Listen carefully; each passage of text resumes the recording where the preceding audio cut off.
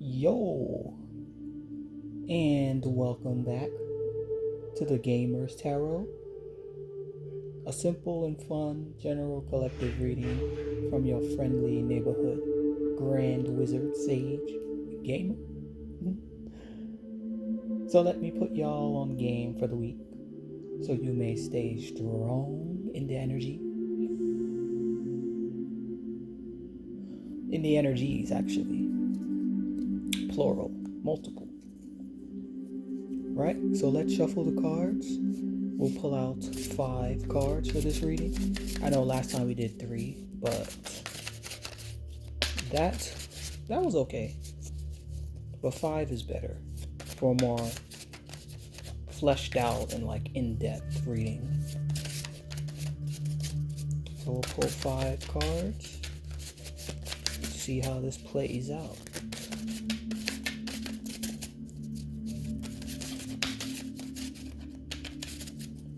I know the week already started, so we're almost to the middle of the week, not at the exact middle, but that's good because that means the energy is already activated.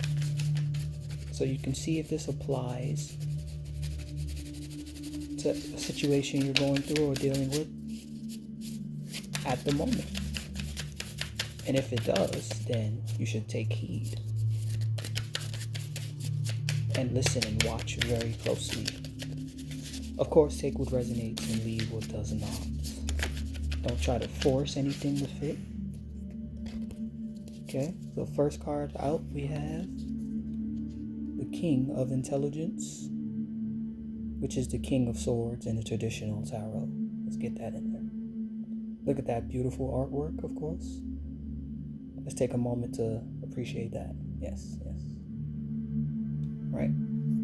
So, as you can see, I'm using a gamer's deck, but for simplicity and for most people, they know the traditional tarot suits.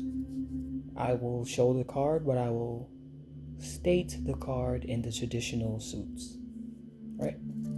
So the first card was the King of Swords. Right? So the King of Swords is about mentality. It's about keeping your head over your heart, keeping your mentality over your emotions, right? So that's just the first card, though. We need more cards to see the context of why that card came out in the energy as the first card. The second card we have the Knight of Cups. Some good artwork there to appreciate. Knight of Cups. So the Knight of Cups is about an approach, but an approach with emotion, an approach with compassion. It's about maybe someone reaching out. Maybe you're the one reaching out. Or maybe just a general reaching out of compassionate energy, emotional energy, connection. Okay.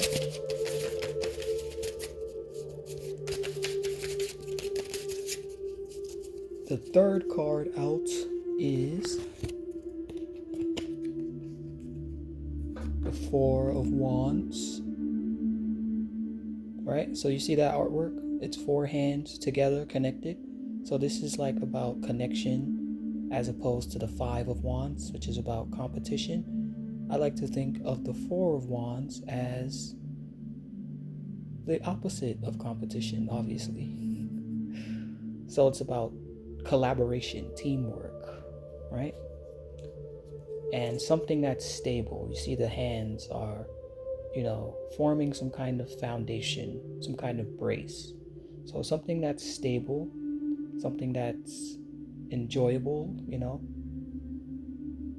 even happiness, you can look at it that way.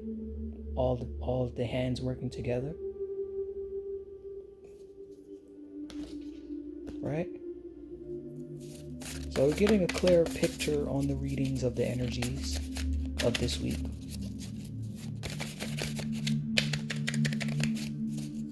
And this should go for the entire week. I don't know if I should do daily readings to, for more subtle changes in the energies. It all depends on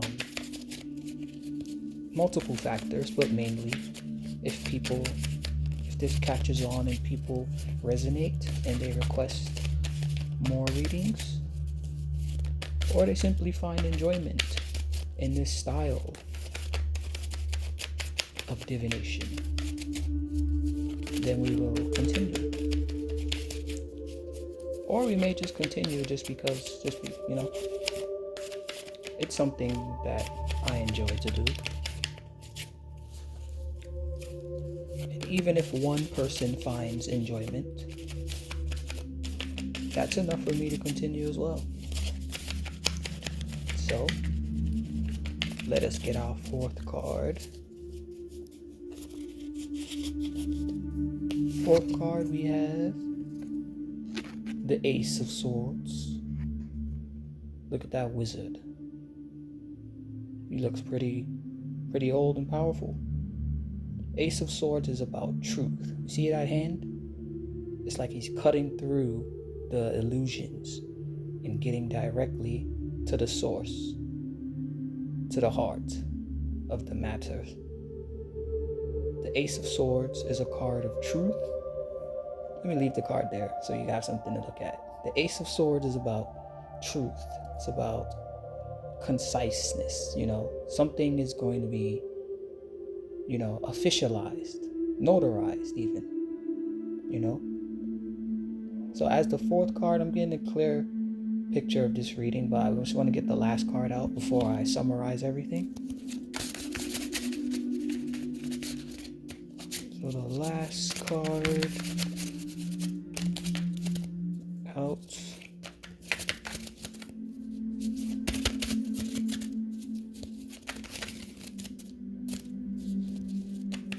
Oh, drop some cards. Not gonna take those. Get the cards. They all fell all over.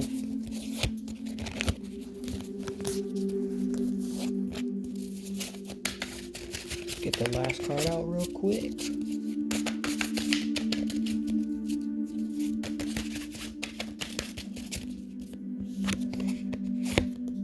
Last card, Queen of Wands. Strong looking queen of like fire, magic, sorceress kind of thing. So the Queen of Wands is a card that can be described as a picture: confidence, power, passion, of course movement. All of the wand cards are about movement, so this is about like the highest or second to highest, depending on how you rank the king and the queen. It's one of the strongest cards of like momentum, passion, confidence, strength. That's why it's called the Queen of Strength in this deck. But tradition is the Queen of Wands, right? So this is telling me, with all 5 of these cards, it's telling me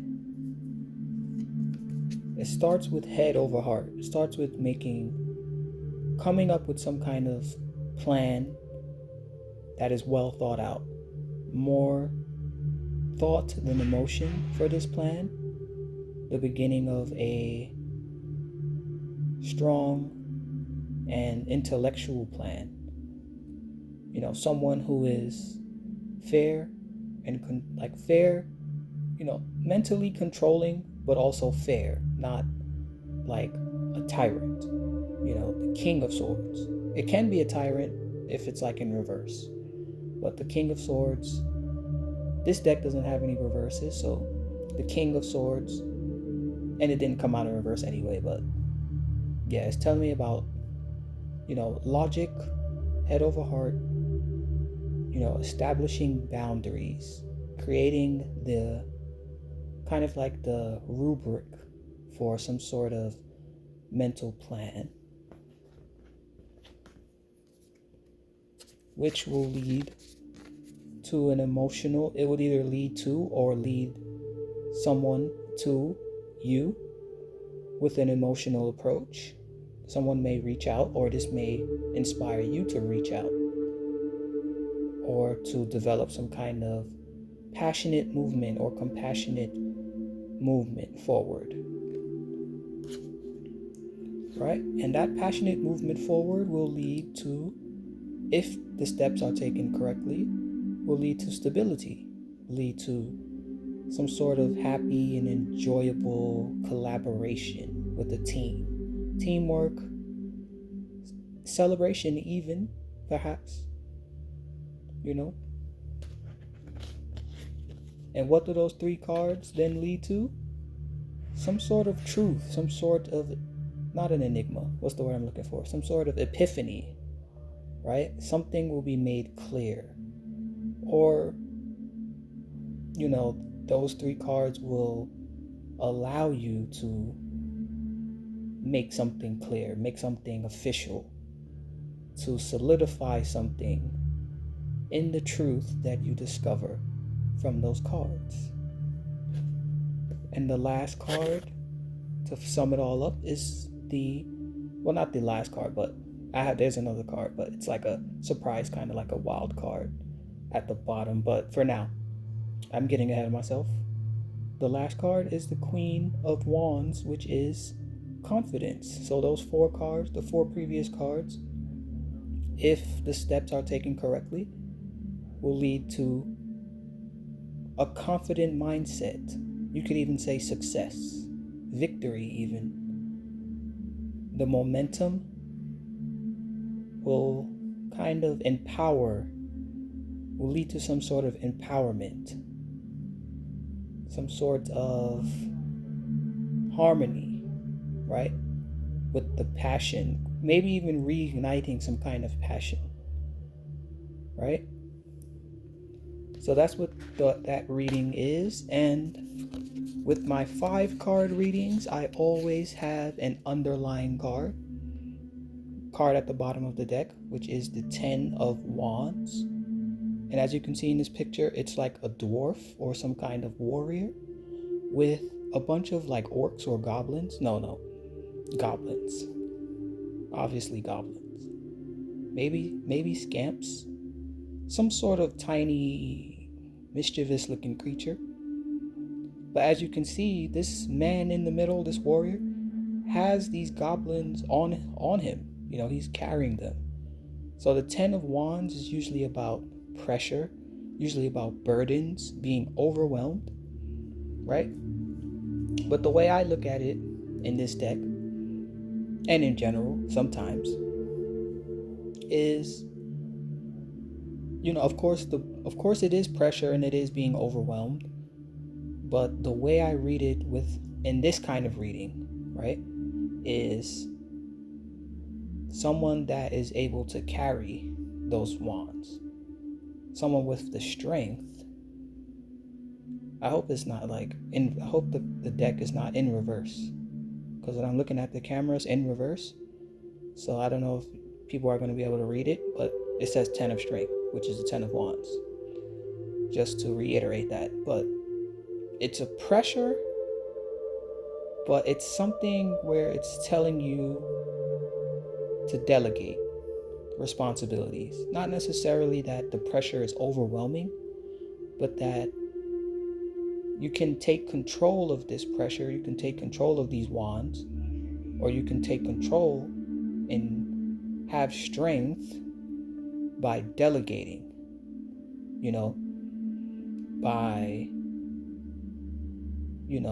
kind of, can't think of a better word than delegating, but, kind of like, dishing out, kind of giving responsibilities to these mischievous creatures, these mischievous energies that may be weighing you down, or the responsibilities that you may feel burdened with. Try to take control of them and use them to your advantage, and don't let them use you, right? So that's the reading for this week. I'm not sure if I'm going to do a daily reading. I may start doing daily readings. I may not, but I for sure will do weekly readings, because that will give you an overall kind of guidance, and it gives you the freedom and the room to kind of freestyle with the reading, because these energies are energies, but you are also the energy, so you can manipulate these energies if you are skilled enough and you have, the talent, not really talent, but if you have the skill, the willpower, the strength, all of these good words, you can sometimes influence these energies in your favor, right? So it doesn't have to be like, oh, this 5 card reading that's just it for the week. No. Take this as a baseline of the energies that are present and use it to your benefit, or be overcome by it. Those are kind of the only real two options. I mean, you could try to ignore it, I don't want to speak too much about it, but I'm doing my part. So those are the energies. That's all I have to say about it for now. Take it for what it is.